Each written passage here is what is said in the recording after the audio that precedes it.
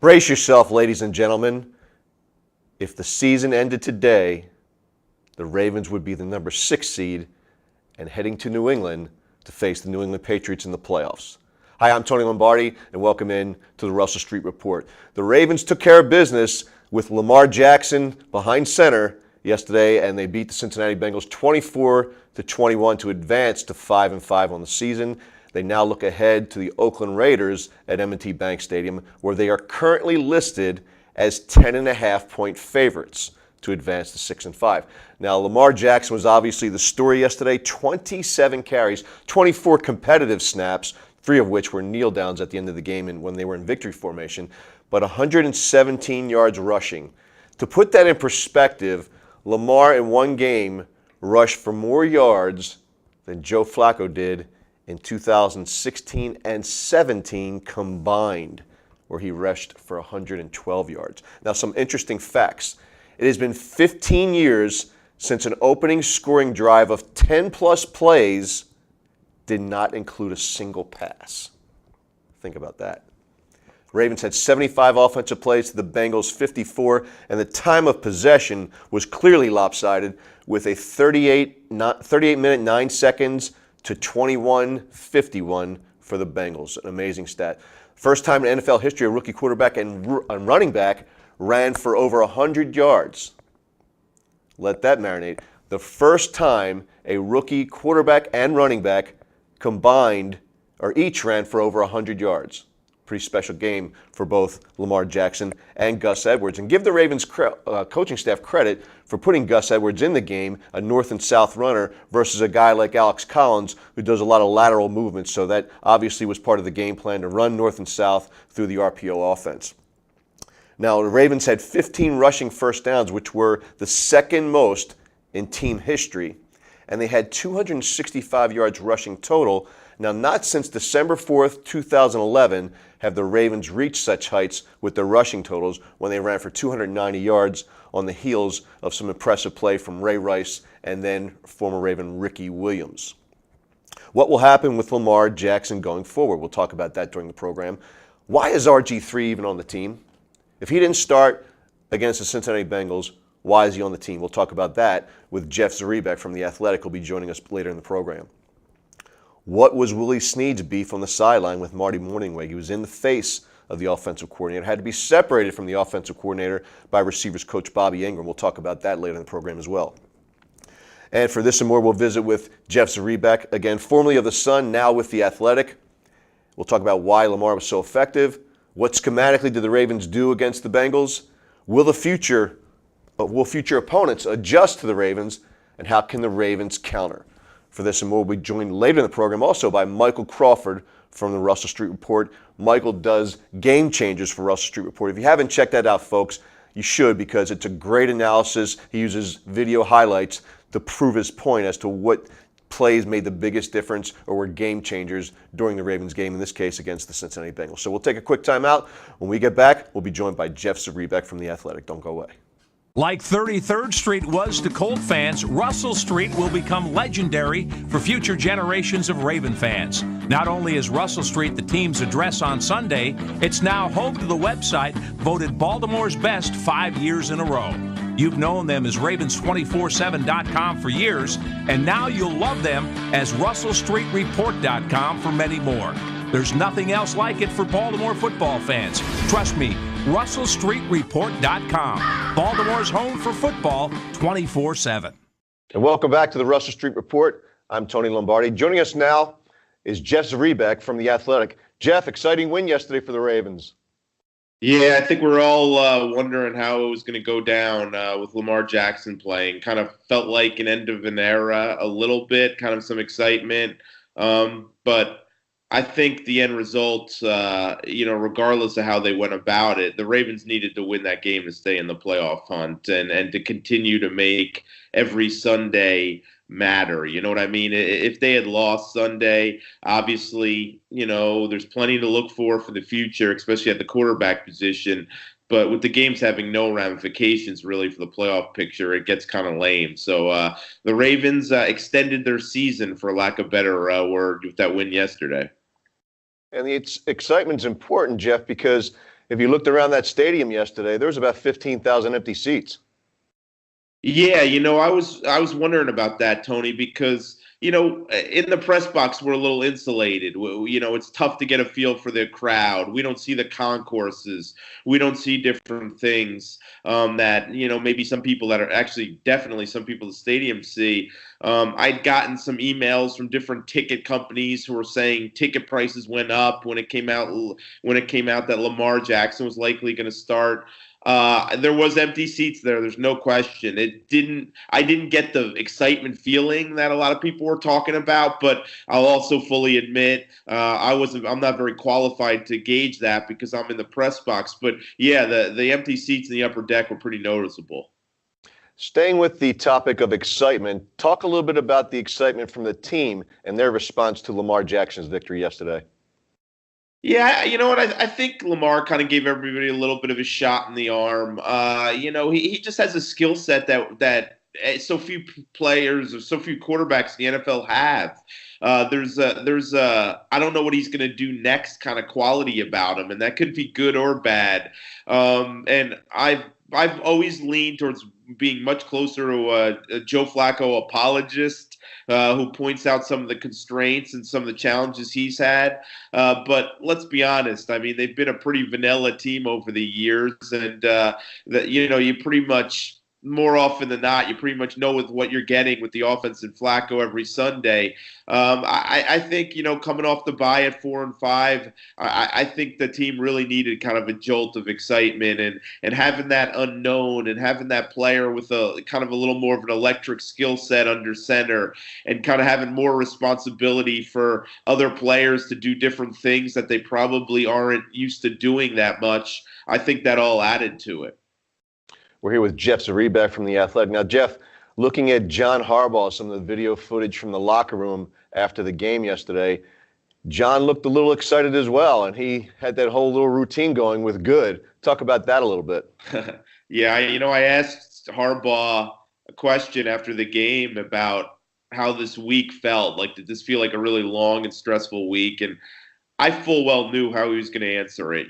John is just never going to put more emphasis on one win. It's always going to be business as usual. But his kind of actions after the game told a different story.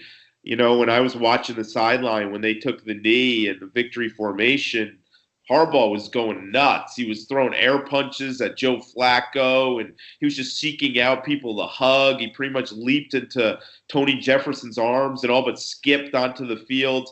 Regardless of what John Harbaugh says, this has got to be a test for him. This is scrutiny he's never been under. I think John sees the big picture, but that doesn't mean that, what's going to happen over these next 6-7 weeks doesn't mean an awful lot to him, and he doesn't feel like he still has a point to prove through all this. So I think the emotion I kind of detected more than anything was relief. I think it's been a real long, trying stretch without a win. You've had this rumors about the coaching change. You've had rumors about coordinator change. You've had quarterback rumors. I think everybody in that building has been tested, but I think Harbaugh first and foremost. And I think we kind of saw that, him release some of that emotion yesterday. There was a lot of emotion yesterday. And when you look back you look at this league right now, particularly the AFC, Jeff, anything's up for grabs. And if the season were to end today, the Ravens will be heading to New England as the 6th seed in the playoffs. Yeah, that's why I didn't quite understand this, some of the fan perception that, look, we need to change now. We need to do something now. I think everybody ought to be skeptical that this team's going to be able to go into Atlanta, who is, let's face it, isn't that good. I mean, they're completely mediocre. Then go into LA and beat the Chargers and Kansas City. I get it. It doesn't look good for them to win one or two of those games. And can they hold serve and beat teams like the Browns and Buccaneers at home? I sure as heck hope they can beat the Raiders. So you don't know what's going to happen. But when you're mathematically right in there, I mean, it's not a long shot to say they can make the playoffs right now. It's realistic. I mean, none of those teams in the AFC are all that impressive going for that final spot. I think you have to play to win still. And this whole notion we have to play Jackson to know what we have, you may have 3 or 4 games at the end of the season when you're eliminated where you can figure out what you have. If you would have headed into this offseason and said, we have 4 or 5 games of tape on Lamar Jackson, and that'll help us make our decision, I think that's plenty. I think that's well more than you would have expected to have. So, yeah, they're right in the thick of it, Tony. It hasn't looked good at times, but the standings alone, and then you look at the rest of the playoff picture, would say, I think most people would say they're one of the favorites for that spot. We don't know what we're going to get from them every week, but I take my chances against some of those other teams they're competing against. It is a week-to-week league, but let's stay with this theme for a second, Jeff. Let's assume that the Ravens do beat the Raiders. They're currently listed as 10.5-point favorites at home. So if they beat the Raiders, take care of business, now they're 6-5. Joe Flacco's hip is on the mend, and he's ready to go against Atlanta in Atlanta. What do the Ravens do? Wow, that's a great question, Tony. I knew you were going to ask it because that's the question everyone's asking, and I'm glad I don't have to make the decision. I've got both sides on this, and ultimately, I think they're going to have to be a whole lot more explosive in the passing game to beat decent teams on the road. Maybe they can be at that with Lamar Jackson under center. I don't know. I think when you look at the game plan yesterday, it was the game plan they needed to do to win, and I'm fine with that. But now there's 2 things that are going to happen. One, now there's a lot of tape out on Lamar, what he likes to do. Teams are going to know what to take away. I mean, every quote I saw from the Bengals locker room yesterday talked about he was kind of hard to prepare for because they weren't really sure what the Ravens were going to do. Well, now people are going to get a grip on what they are going to do. Can they still be successful when people know that's coming a little more, especially against better teams? Can they score enough with that mode to keep up with teams like the Falcons and the Chiefs and the Chargers on the road?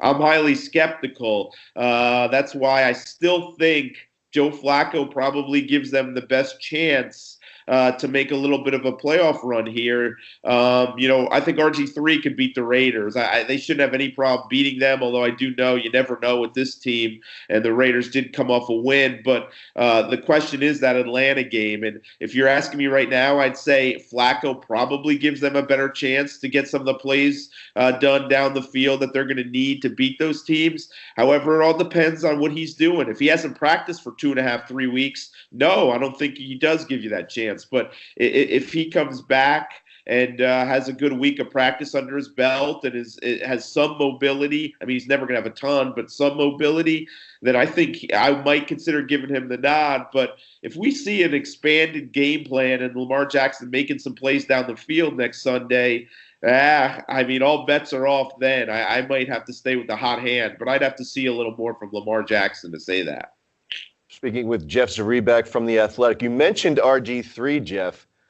Were you surprised that he didn't get the nod to start that game? Because in my opinion, he's a guy that's the exact reason why he was on the roster all those weeks, is to be able to step in for Joe for a week or two if he went down with an injury. Yeah, you know what? I think, Tony, if it was week 3 or 4, we probably would have seen Robert Griffin just because they didn't think Lamar Jackson was ready.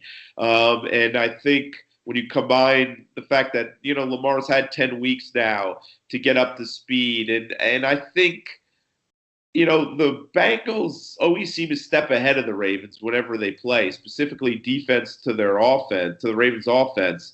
And I think they thought a different element here of Lamar Jackson would really come into play well and perhaps get the Bengals off on their heels a little bit. And when you throw in the fact that the Bengals didn't have, 2 or 3 of their better, inside guys in there, I thought they felt like Lamar Jackson, this was a good fit for his debut.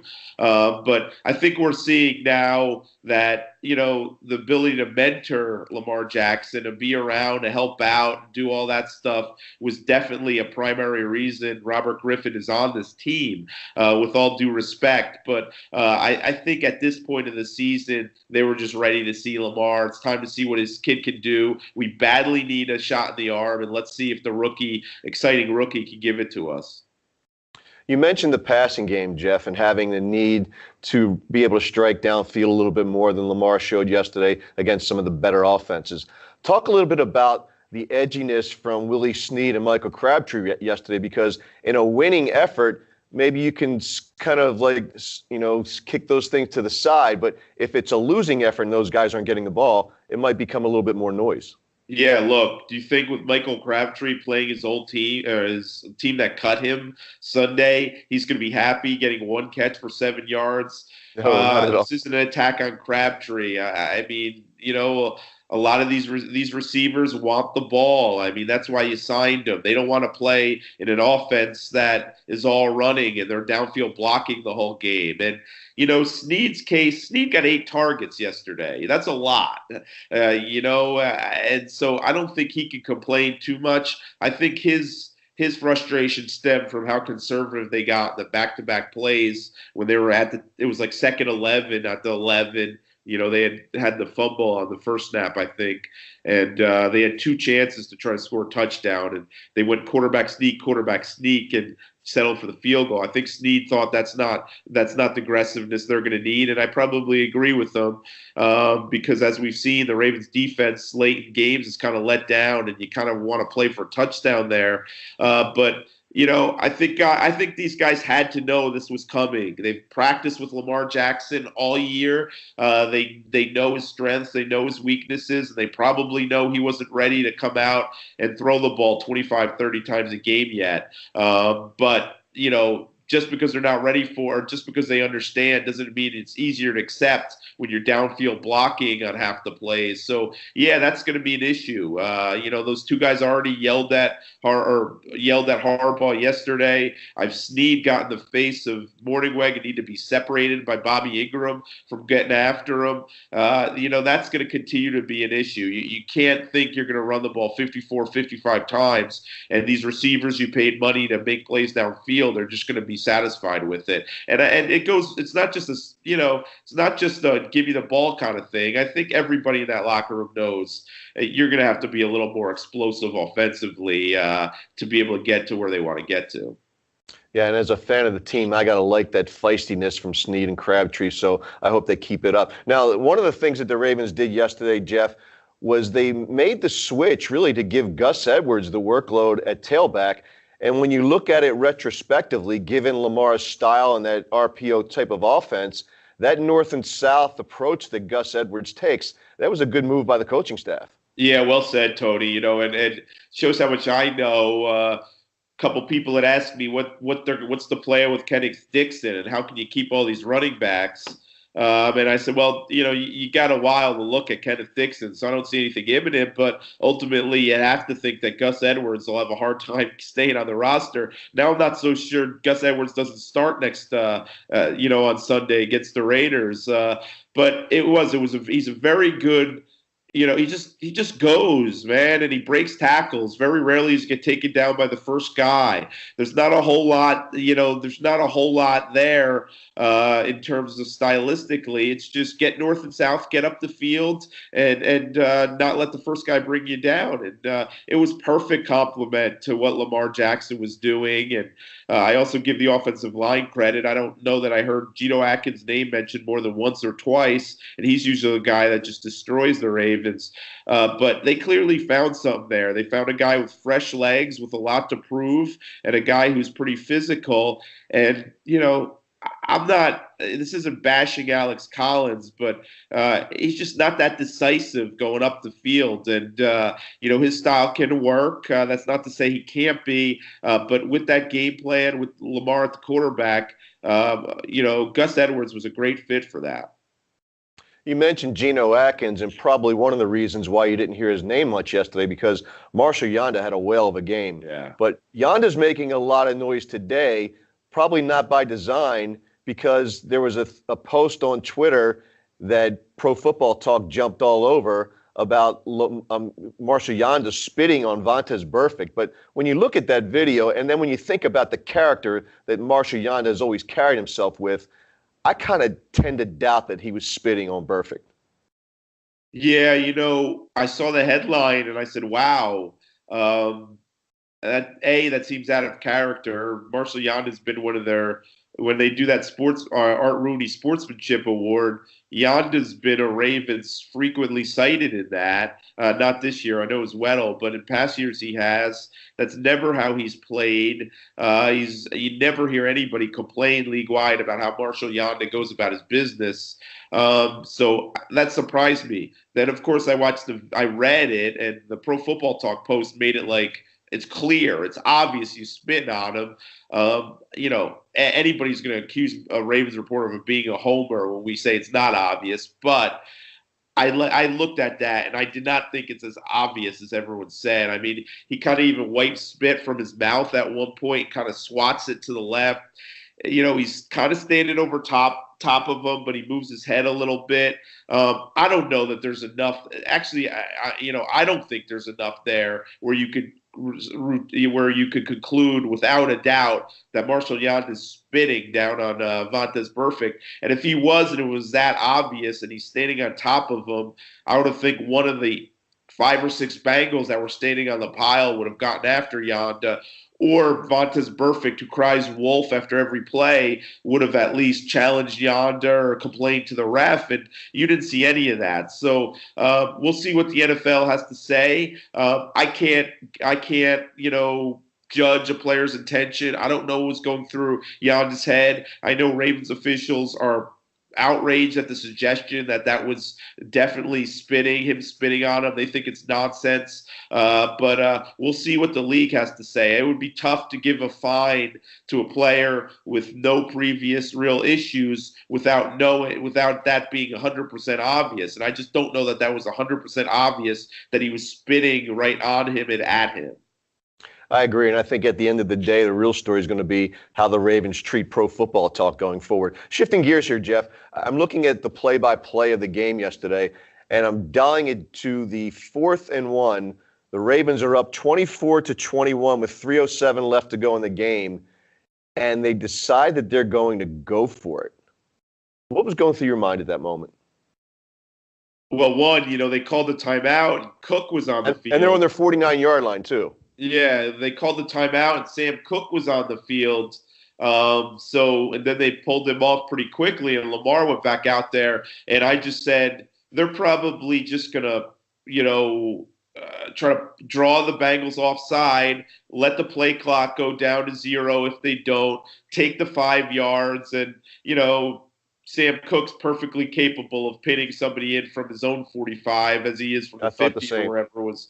So I was surprised by that, but I think it kind of fit into Harbaugh's game plan that they were going to be aggressive and they were going to go out to win the game. And look, Tony, to say that I'm sure people on the sideline weren't thinking we have to close this game on offense because we've had such a hard time, specifically it's the Bengals doing it defensively. I think that would be probably false. I think everybody's seen that movie before, and they didn't want to be in a scenario where the defense was on the field having to stop the Bengals from getting points to either send the game in overtime for the win. That didn't bother me at all. I like the aggression, in fact, and I don't know. I'm not a rules aficionado. I guess they ruled Ronnie Stanley was a little far off the line of scrimmage than he should have been. But, hey, he got the 2-3 yards. They'd picked it up, and then they would have been able to take a knee, and that game's probably over right there. So I don't fault them for going for it and being aggressive. I think you're going to have to see a lot of that the rest of the way. Now, the Ravens defense, you mentioned them, and one of their problems has been what I oftentimes refer to them as the soft white underbelly, that being the middle of the defense. In the middle of the defense, that responsibility rests largely on the shoulders of C.J. Mosley, of Eric Weddle, and of Tony Jefferson. Now, of those three, Tony Jefferson's contract suggested he'll be a Raven in 2019. But the other two guys, I'm not so sure of. Weddle represents a $6.5 million cap savings if he's let go, and CJ is not under contract for 2019. What do you think the future is for the Ravens and those two players? Yeah, I'm not even, if there's a new coaching staff in place and all that, and I think we all understand that's probably where this is headed.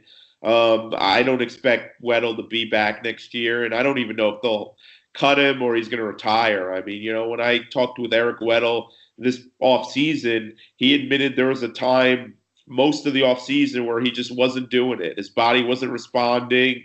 He just wasn't feeling like he was up to it again, and he kind of rallied. So I don't know that he just doesn't say, you know what, rather, I know my future's probably not here. I'm going to retire. And he has said in the past, this will be my last stop. So right now I can see that's where that one's headed, that he won't be back. Me and you have had this conversation about Mosley. I was kind of banging the drum that they're crazy if they think they can just let him go and they're going to replace him with Kenny Young. And, but this year, I just haven't seen a ton of splash plays by Mosley. He's always going to have problems in coverage. I still think he's probably their best defensive player on the field. And I still think very little there's maybe you can count the number of inside linebackers on one hand in the NFL that can cover anybody these days. It's just impossible. These guys get isolated in the matchups and they just get abused. And people think it's just in Baltimore. I've seen some really good linebackers. I was watching Bobby Wagner this past week, and I think Bobby Wagner and Kuechly are both guys that you'd say are better than Mosley, and he was giving up some plays to tight ends and backs and stuff. So I'm a little on the fence about Mosley. I was pro signing him. Now I don't think you can go ahead and make him the highest paid middle linebacker in the league, and I think someone's going to be willing to if he gets the free agent market. So I probably need to see the direction they're headed. If it's a total rebuild on defense, they let go of Weddle, they don't re-sign Suggs, they cut Jimmy Smith, they cut Carr. At that point, what good does it do to spend all that money on Mosley? However, if they try to still piece things together a little bit, make a couple draft picks there, and bring back a couple of the major guys, I would be more open to re-signing Mosley. But that's going to be a real tough call. You mentioned Weddle's last rodeo. You mentioned Suggs just a moment ago. Do you think Suggs comes back in 2019? I think Suggs wants to be back. I think he wants to finish his career with the Ravens. I don't think he wants to go anywhere else. I think he wants to keep moving up that sack list. But, Suggs with his, he's got this persona that, this kind of jokester, I'm a kid persona. But he is acutely aware of everything that goes on around him. He's acutely aware of his legacy, and he can act all he wants, and he doesn't care that much what people are saying or writing, or he doesn't care about the Hall of Fame.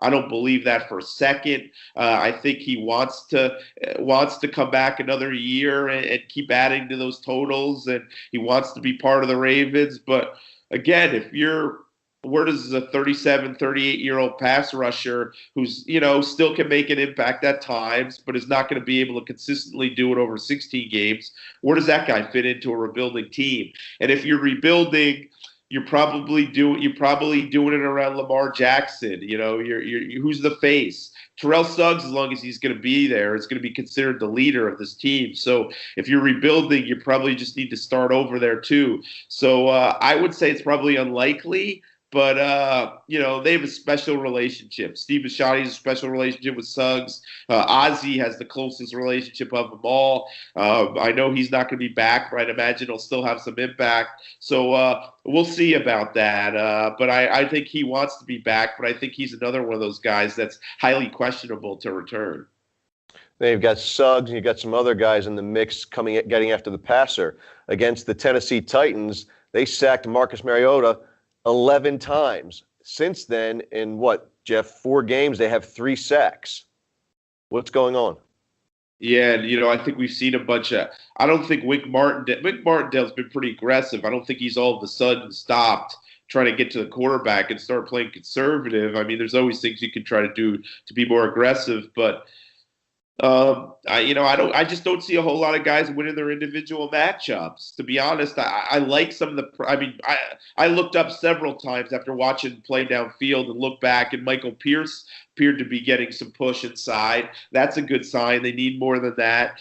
They need more of that. I know Brent Urban had some push on a couple of plays, but I just haven't, Zadarius Smith, you haven't heard a ton from him since that performance against the Titans. I don't think they're ever, I was shocked about how for lack of a better word, amateurish Mariota looked in that Titans game. I mean, it got in his head. They got after them early. He didn't know where players were coming, and he just stopped looking downfield, and he was holding the ball. So a bunch of those sacks, I think, were attributed to that and Mariota. But I didn't see them falling off a cliff like this with their pass rush. They just – the guys they have played have gotten rid of the ball. I mean, Andy Dalton, I think, is second in the league and how quickly he gets rid of the ball. And, it's been emphasized since the Titans game, you don't hold the ball against the Ravens, it'll become a sack party. But still, their blitzes haven't gotten home. They just need to figure that out and, get a turnover. I mean, Andy Dalton, I thought, threw 5 or 6 balls up for grabs or balls that got tipped, and they just can't seem to make a play to get that turnover. And, with all the criticisms about the defense, I still think it's a solid defense when you consider the rest of the league, and no one really plays defense. But, the dominant defenses are the ones that are able to turn the ball over and get after the quarterback and make game-changing plays. And those plays just haven't been there in weeks for the Ravens. Jeff, last question for you. The Ravens have 6 games left to go. They're 5-5. Yeah. Looking into your crystal ball, what do you expect from the Ravens the rest of the way? I don't have enough confidence in their ability right now to go on the road and win 1 or 2 of those games. And I'm also the thought of having to beat Cleveland at home now in a Week 17 game after what happened last year. And, you got a rookie quarterback who's gaining confidence by the week. The Browns are talented. Let's be honest. People can dispute that all they want. Even that game doesn't absolutely look like a gimme.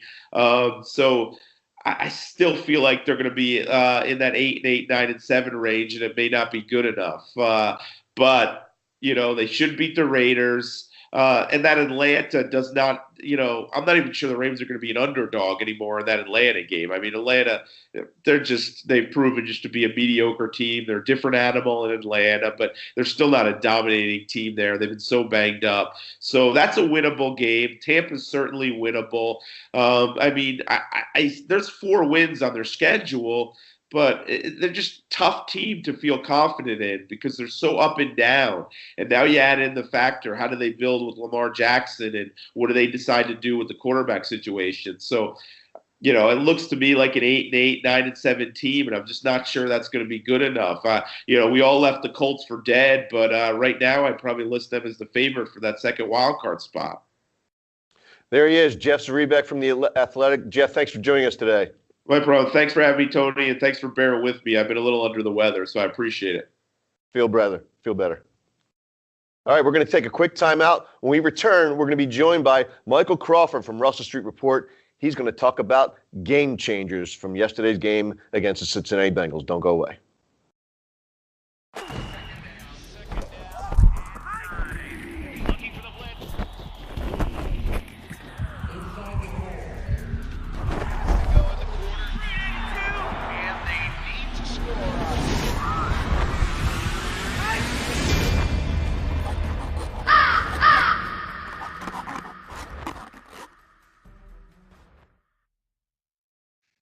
And welcome back to the Russell Street Report. I'm Tony Lombardi. Joining us now from Russell Street Report, he does our game changers each and every week, which you've got to check out if you haven't already. They're outstanding. Michael Crawford. Mike, welcome in. Hey, Tony, thanks for having me on. Really appreciate it. Hey, my pleasure, brother. Hey, your overall assessment, it's the first full game look we've had at Lamar Jackson. Did he meet your expectations? It was pretty much as you thought. Give us your overall assessment of Lamar's first performance as a starter. I was actually really impressed with his performance. Anybody who's followed me on Twitter going back through the draft knew I was a big Lamar Jackson fan anyway, so I know I got a little bias there. But trying to set that aside and be impartial as much as I can. I think when you look at it in context, missed a practice right during the week, first start as a rookie in what essentially was a playoff elimination game, right? I mean, almost all of their games can sort of be viewed that way from this point forward. I think he came in and played really well. I don't think he showed any obvious negative game management sort of issues. I think he made solid decisions in the run game. Overall, pretty solid decisions in the pass game. Of course, there was the interception and maybe a couple other tip balls that you could take a look at. But overall, I thought he was a pretty solid decision maker there. And I guess just if I had to summarize it in like 2 words, I think it was just this, poise and decision making. I was really impressed with those 2 things. Mike, you talked about you were a fan of Lamar coming into the league. Do you think he is an NFL quarterback? Because there's a lot of people, myself included, don't think that he has the long-term staying power to be a successful NFL quarterback. I actually think he can be. Obviously, he's not a finished product, his rookie season, first game. But I actually think he can be. But I think what maybe brings me to that conclusion is I see that differently maybe than most people. If you're thinking about sort of the prototypical archetype NFL quarterback, what we've seen in the past, no, I don't think he's that guy. And I don't necessarily know if you want him to be that guy because of what he brings to the table from an athleticism standpoint. But I think we've seen it a little bit more over the last couple of years. These guys who are a little bit more mobile, a little bit more dual threat. You can even take a look at a guy like Patrick Mahomes right now, who obviously doesn't run as much as Lamar, but just in terms of a guy who has some mobility, has the ability to throw the ball, make quick decisions from the pocket. I think you're starting to see more of that work, particularly with coaches more willing to embrace those concepts, right? Before you were trying to kind of square peg, round hole these guys and make them traditional pocket passers when they've been running, air raid offenses since they were in middle school. So why wouldn't you play to their strengths? It's natural, I think, to make the comparison of Lamar to guys like Deshaun Watson and Jameis Winston. Kind of parallel those 3 guys, if you could see, is their game similar? Do you think that that's a good projection for Lamar, or is his ceiling a little bit higher than those 2 guys? I think you can certainly see similarities in the play style, particularly with Deshaun Watson, obviously, right? The first thing that comes to mind is their ability to make plays with their legs, but also to make plays downfield. We've seen Deshaun Watson do a ton of that, right? Particularly going back to last year before he got hurt, had some really big passing yardage games. And then, coming back this year, has had some big games, maybe not quite the sort of, splash games that he had last year, but still some pretty solid games.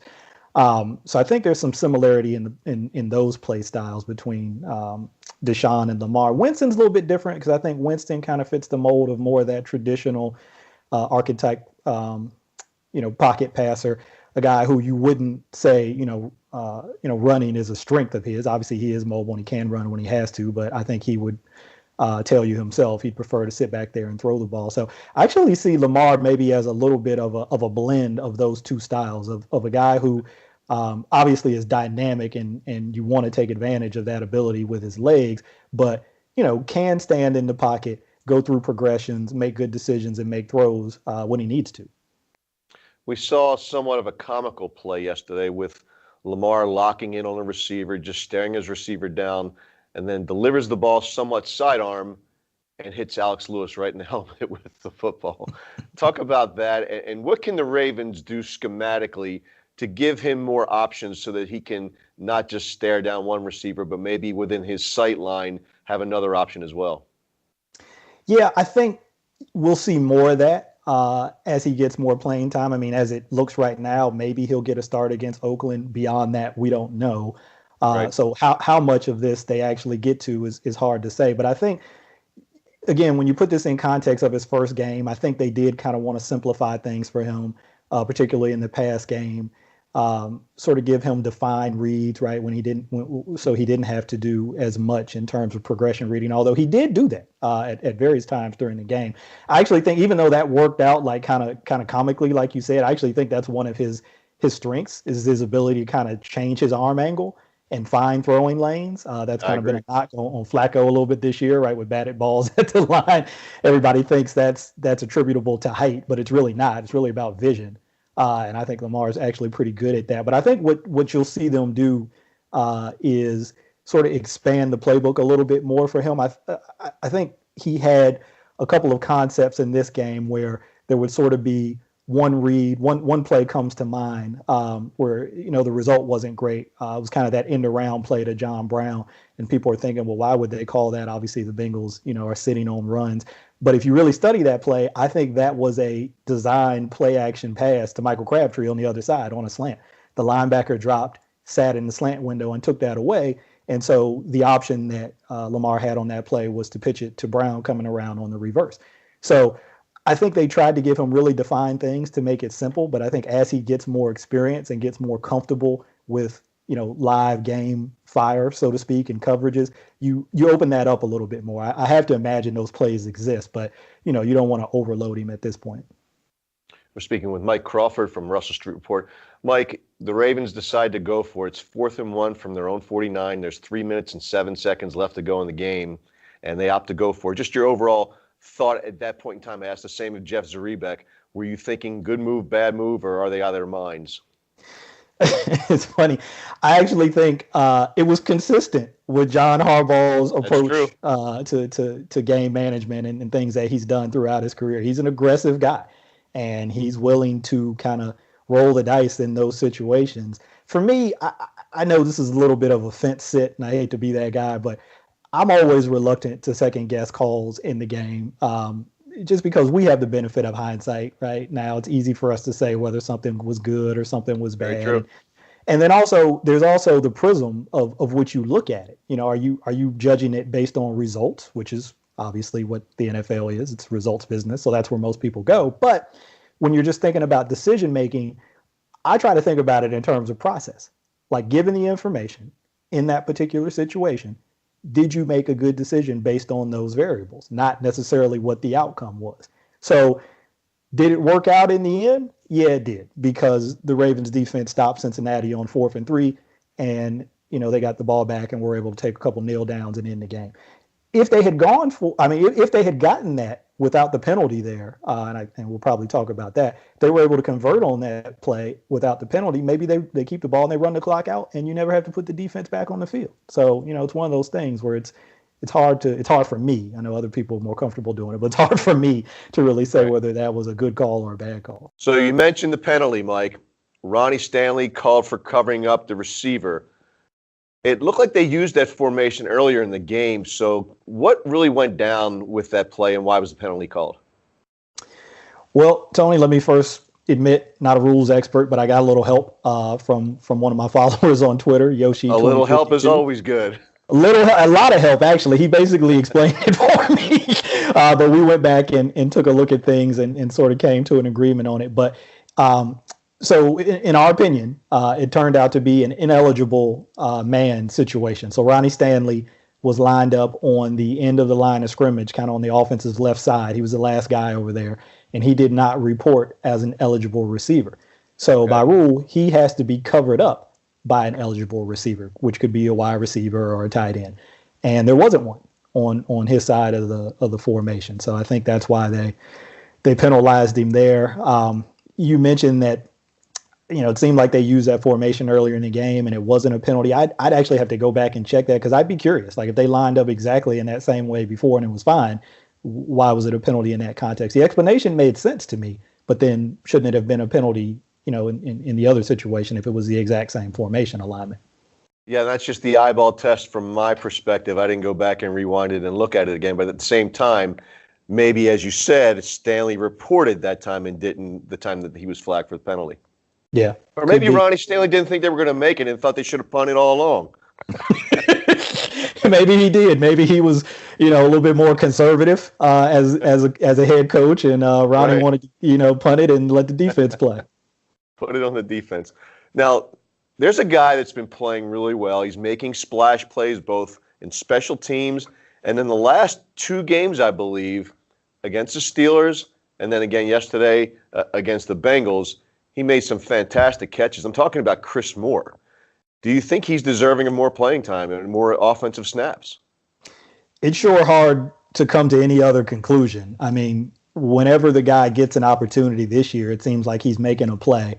It reminds me of something that Steve Smith Sr. used to say when he was here about practice: make a play a day, and that seems like Chris Moore's deal. Whenever he's given an opportunity, which have been limited, I guess, in terms of the overall wide receiver distribution. He seems to make that play. What's interesting is I've been looking at snap counts recently for the wide receivers, and in the last 5 games, he's been hovering right around 44% of the snaps, whereas Snead, Brown, and Crabtree, interestingly, are all pretty bunched together. They're all right around 65%. I think Snead actually is leading the way there with 69% of the snaps. So they're all bunched pretty closely. So the tough thing is, I think with his play, he certainly has earned more opportunities, but then you've got to take snaps away from one of those 3 other guys. And I don't think coaches think about it this way, obviously, in season during games, but, these are free agent guys who you sign the contracts to. And so, there's that context sort of hanging over things in terms of playing time decisions. But if it's a true meritocracy, which I think we hear from Harbaugh all the time, it's hard to see this guy, Chris Moore, not getting more opportunities. I like that word, meritocracy. Look at that. It's fancy, huh? Let's talk about the Ravens defense for a couple minutes, if we could, Mike. The Ravens really struggle covering the middle of the field, and I don't think that that's unusual in today's NFL with the spread offenses, but it's something that's really, I think, as I have called it many times before, the soft white underbelly of the Ravens defense, and that falls on the shoulders of C.J. Mosley, Eric Weddle, Tony Jefferson, amongst others. But what do you think the Ravens can do schematically to try to tighten that up in the middle of the field? Because they seem to be getting carved up a lot there. Yeah, and I think you hit the nail on the head. I think it is something you see pretty frequently in today's NFL. Everybody knows that's kind of the place that you want to attack because that's where the linebackers typically are. And you're going to have better matchups in terms of wide receivers or even tight ends. As we know, there's so many athletic tight ends in the league right now. You're going to have more favorable matchups from an offensive standpoint versus linebackers in that part of the field. So those guys tend to get picked on. I won't go full soapbox. Anybody who follows me on Twitter knows I'm in the tank for CJ, so I'll disclose that right now.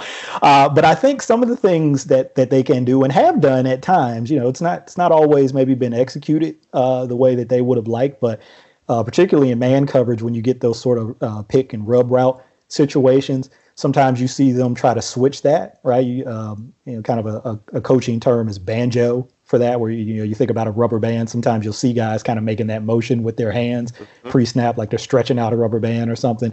So it's basically a bracket coverage, but you're adjusting to how the receivers' routes distribute, right? So if the outside guy goes inside and the inside guy goes outside, if I'm the inside defender, I'm going to switch and take the guy that comes inside, regardless of who my, sort of assigned man was pre-snap. I'm just going to take whoever comes inside.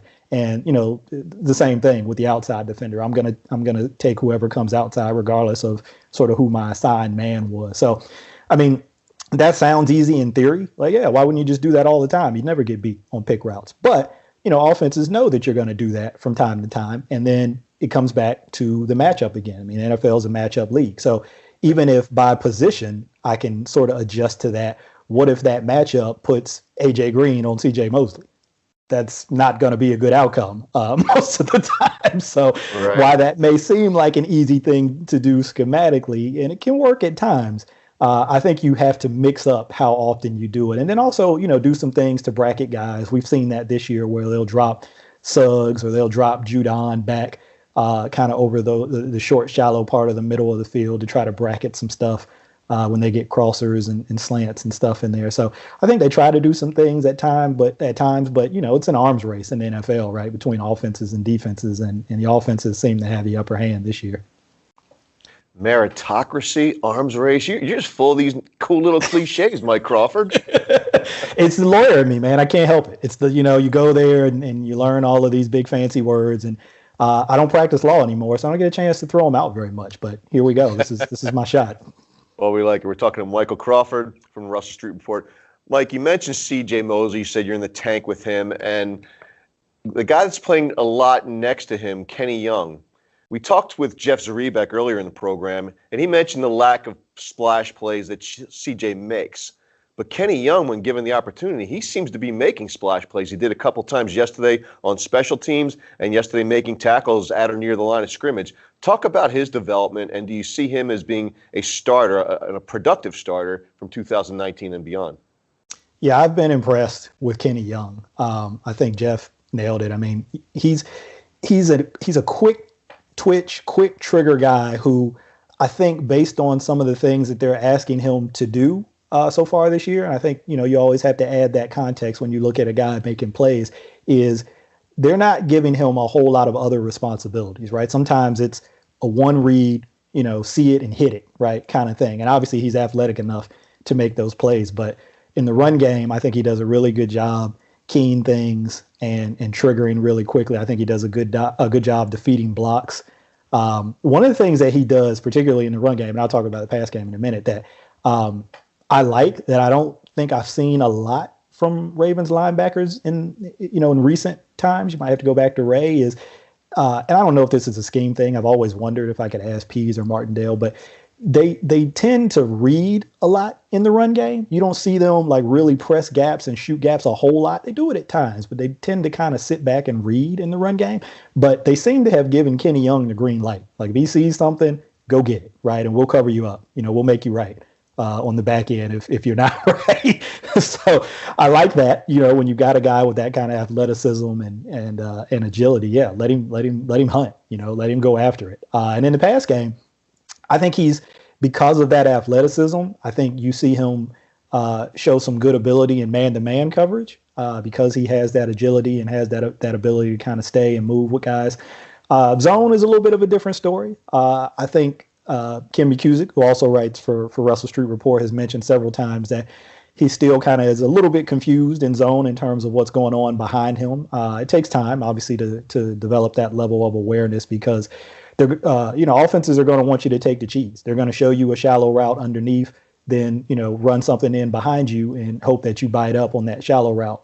We see the Steelers do it all the time.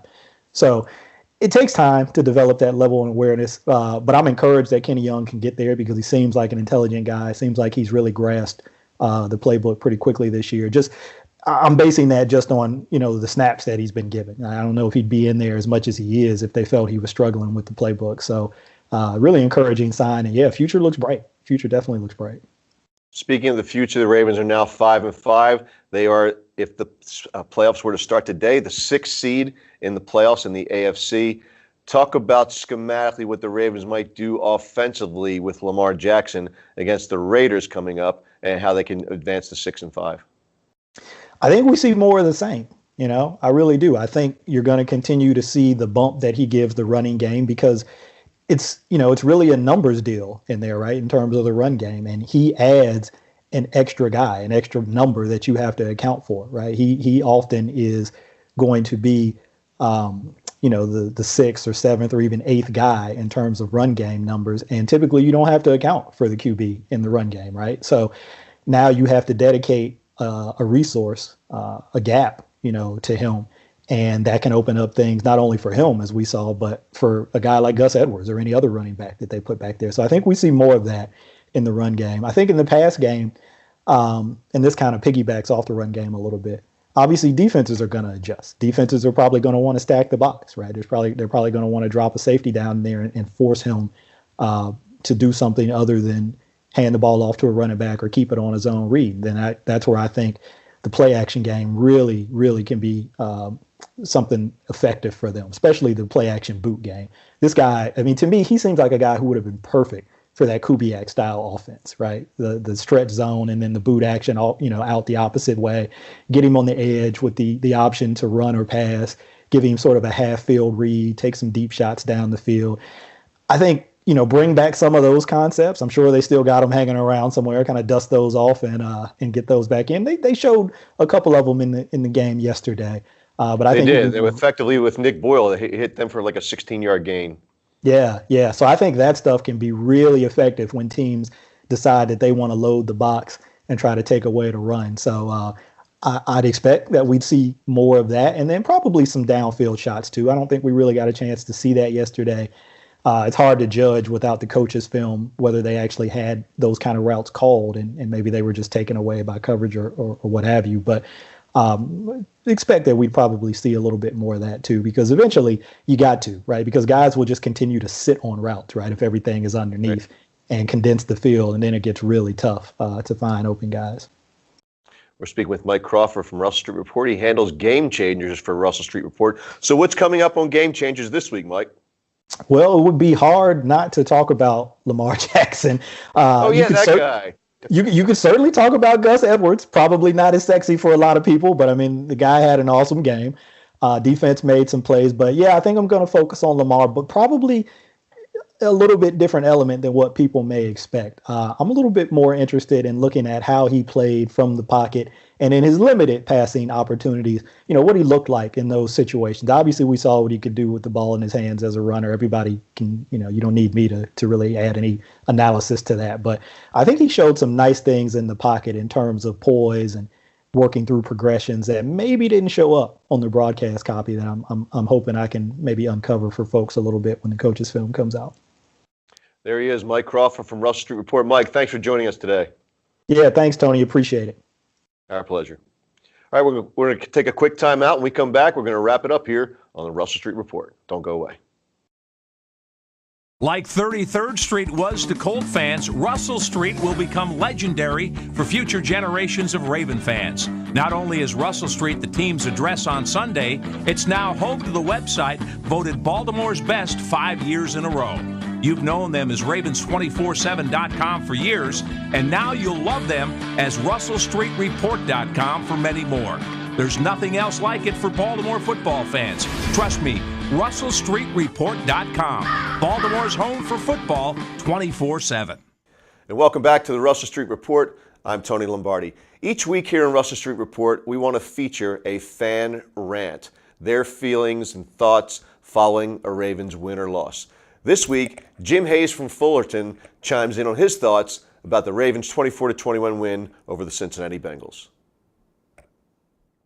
So after a much-needed bye week, the Ravens, we recharge, re-energize, hit the reset button, and got ourselves a W against Cincinnati. A much-needed win against our divisional opponent at home and to keep us in the playoff hunt. And just like the Dumb and Dumber movie quote, you're telling me there's a chance, and we got that chance. So we're back in the hunt, and Lamar got his first win. Awesome. So I don't know who's starting this week against the Raiders, but let's try to get that easy W at home. So whether it's Joe recovering from injury or Lamar getting another win, whatever's best for the team is best for the fans. So I say, let's do what we got to do. Bring the heat. Go Ravens! Thanks for joining us today on the Russell Street Report here on Fanimal Radio. Special thanks to Jeff Zrebiec from The Athletic and Michael Crawford from Russell Street Report. Be sure to check out their excellent work at The Athletic and Russell Street Report, respectively. Also, be sure to check out our other programs here on Fanimal Radio, such as The Armchair Quarterback, featuring Drew Forrester, Dean Johnson, and yours truly, The Ravens Wrap, aired live at the Green Turtle in Ocean City, Maryland, and also The Music Fanimal. This week's special guest on The Music Fanimal is Vertigo Red. Just go to FanimalRadio.com for more information. Like us on Facebook at The Fanimal, as well as on Twitter at The Fanimal. Until next week, my parting shot in Word on the Street.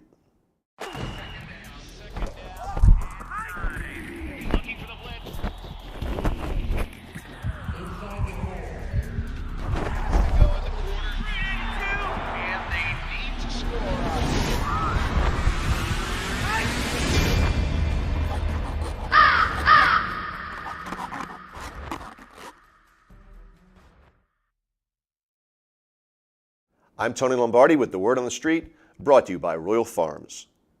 The Ravens beat the Bengals at M&T Bank Stadium on Sunday by the score of 24-21. It was a game that featured some exciting play by rookie quarterback Lamar Jackson. Time will tell if it was the beginning of a new era of football here in Baltimore, or if it was a temporary diversion until Joe Flacco's return to the lineup. Most expect him to be back for the start against the Falcons down in Atlanta's new Mercedes-Benz Stadium, where Super Bowl 53 will be played. But lost in the excitement of Sunday's game were 15,000 fans. 15,000 empty seats in what was essentially a do-or-die game for the Ravens. What has happened to the energy that was once a given at the bank? What has happened to the 12th man that was once among the best in the NFL? Many things have changed It's a confluence of issues that keeps fans away, and those issues represent steep challenges for the Ravens marketing group when they begin preparations for the 2019 season. Give the Ravens credit for doing all they can to make the game day experience better. They've added some fantastic scoreboards, they've added escalators with more to come, but for some reason, it's not enough. During an off-season that will undoubtedly usher in significant change for the team, it might be time to consider more changes to the game day experience. The band, while nostalgic and a great reminder of days gone by, is obsolete. They add nothing to the energy level in the stadium, particularly for the growing number of millennials at the games. The music, it's all over the place and does little to stir up the crowd the way it once did. The video boards, they are magnificent, but clearly underutilized. It's like giving the keys to a Maserati to a kid who just got his learner's permit. And the PA guy, did you know that Kyle Bowler kicked a field goal for the Ravens in Sunday's game? Just ask PA guy Bruce Cunningham. Change is inevitable for all teams in the NFL. Sometimes it should extend to those responsible for entertainment at the stadium. And now is that time for the Ravens. I'm Tony Lombardi.